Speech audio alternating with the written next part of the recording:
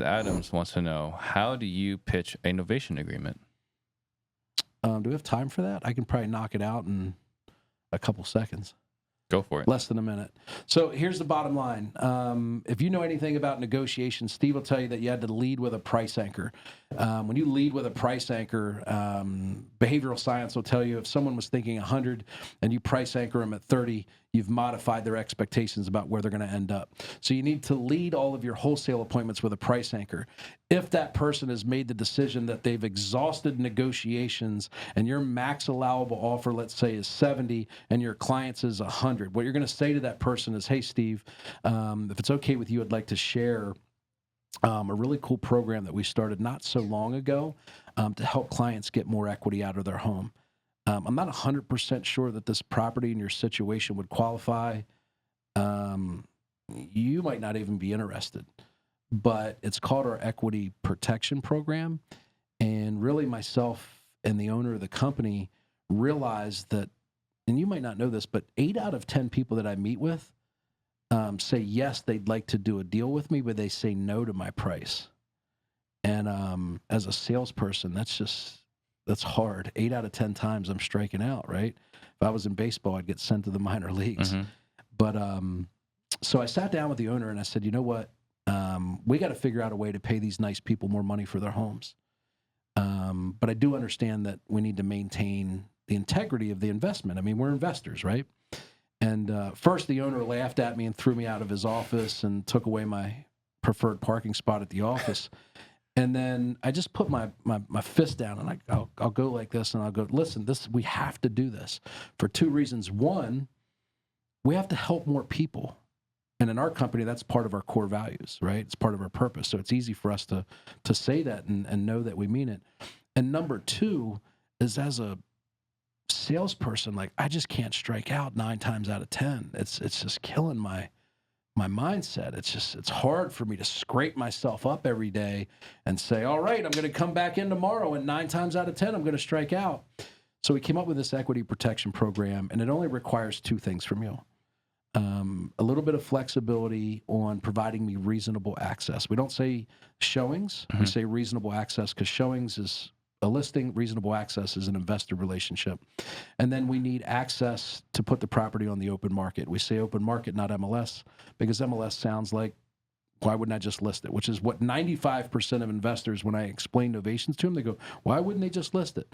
It's because we position and we pitch it. And then here's the other part. If you've done a good job over the course of your sales appointment, which is 30 to 60 to maybe 90 minutes long if you're in person, they actually should want to do business with you. Right. By not presenting them with an option that allows you to make a reasonable profit as an investor and get the money out of the deal that they need to have it make sense, you're actually doing that client a disservice.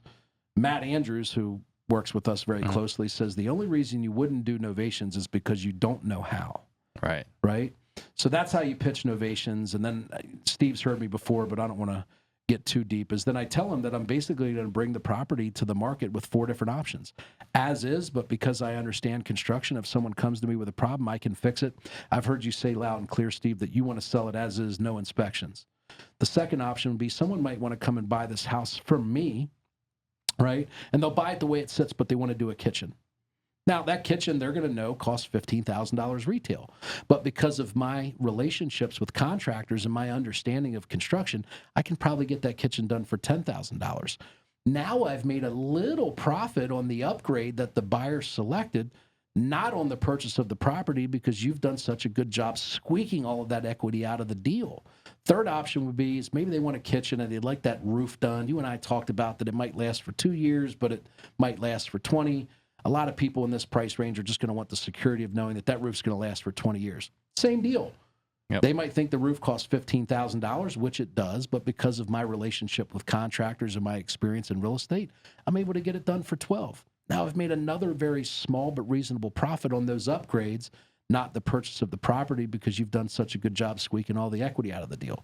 The fourth option is, and boy, I hope this doesn't happen because it's a really big pain in the butt, is they might come to me and say, Steve, I'll buy this house from you, and I want it fully renovated, and you name your price. Problem is we're probably going to make good money on that, but it's going to take 6 months. They're going to show up at the job site every day. They're going to want to pick out literally every light fixture, and then 50% of the time something happens with the deal. They get upset and the deal's off. So we only do it if we get a really big deposit, and we're doing it well after you and I have settled up. Yeah. So if we do that and you allow me those two things I talked about, I can bring the property to the market with those 4 options. It gives me a distinct advantage over every other house that's on the market.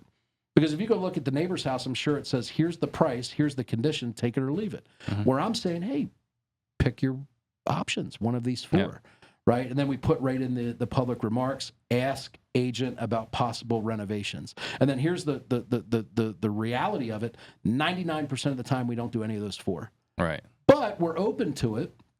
And then when buyers come to us and they ask about renovations and we tell them we need a big deposit and we tell them we're only going to do the renovations after, they go, okay, we'll take it as is. Yeah. Right? So 99% of the novations we do, we only do punch list style appraisal repairs. Ingrid Hernandez, she mentioned that she prefers sub-2 and retail subtail versus novations. She had an issue with it where the seller got kind of squirmy. So have you ever done subtails where you're doing sub-2 and retail? I have not, but in my experience, it's much easier to get someone to work with me. And again, I think one of the things that we got to clarify is up until we've really been teaching and preaching this version of Novations, what everybody else has done before is not the same. Right. Right. It's just so. I would tell you to revisit Novations. Your experience previously might have been negative because of that form of Novations, which included rehab and all that stuff. But like, if I'm looking at it from a consumer perspective, I'm much more likely to be squirrely when I'm trusting you to make my mortgage payment for 12 years than I am saying, hey, we're going to settle up in 90 days and I need reasonable access to be able to bring this property to the open market in the next 90 days. You shouldn't have too much trouble with sellers getting squirrely. Particularly if you're being very transparent. And that's one of the things I love about Novations is I'm saying, I already told them I'm going to list it. I'm going to try and work one of these 4 deals, and I'm going to do my best to make profit on someone that comes along and makes me an offer to buy your home.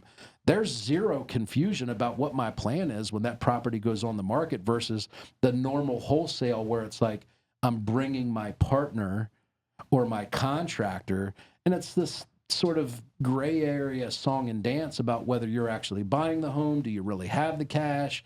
Are you going to settle on time? So one of the things I love about Novations is it's very transparent, and sellers generally just don't get squirrely. Right. So